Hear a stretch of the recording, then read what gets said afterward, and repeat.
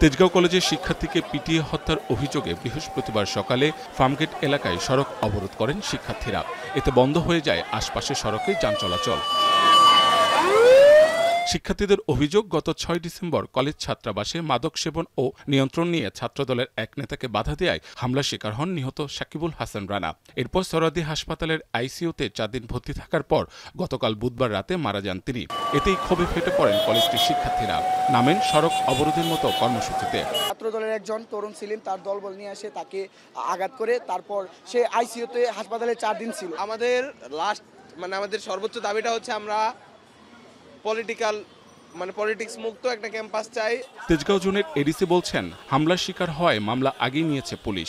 এখন আহত সাকিব মারা যাওয়ায় সুষ্ঠু তদন্তের মাধ্যমে হত্যা মামলা নেওয়া হবে। প্রিন্সিপাল মহোদয়ের সাথে কথা বলেছি। আমাদের শিক্ষার্থী প্রতিনিধি যারা এখানে আন্দোলন করেছিলেন, দাবি দেওয়া ছিল, আমাদের এসি তেজগাঁও আছে, ওসি সাহেব আছেন, হ্যাঁ, তো ওসি সাহেব আছে, সবাই মিলে আমরা কথা বলেছি। আলহামদুলিল্লাহ আপনারা দেখেছেন যে ইতিমধ্যে মোটামুটি পরিস্থিতি নিয়ন্ত্রণে আছে, সমাধান হয়ে গেছে, রাস্তাঘাট চলাচল হচ্ছে। এখন সকাল 10টা থেকে শুরু হওয়া এই অবরোধে তীব্র ভোগান্তিতে পড়েন যাত্রীরা।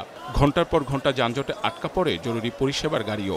11:35 বাইরেছে পান্থপথ সিগন্যাল থেকে আমাদের ওই জায়গা বাসা, ওই জায়গা থেকে ফার্ম গেট এই পর্যন্ত আইতে আমাদের প্রায় 1 ঘন্টা প্লাস লেগে গেছে। এই দেশে যে আসে সে তার মতোই ভাবে, কিন্তু আমরা সাধারণ মানুষের কথা কেউ ভাবে না।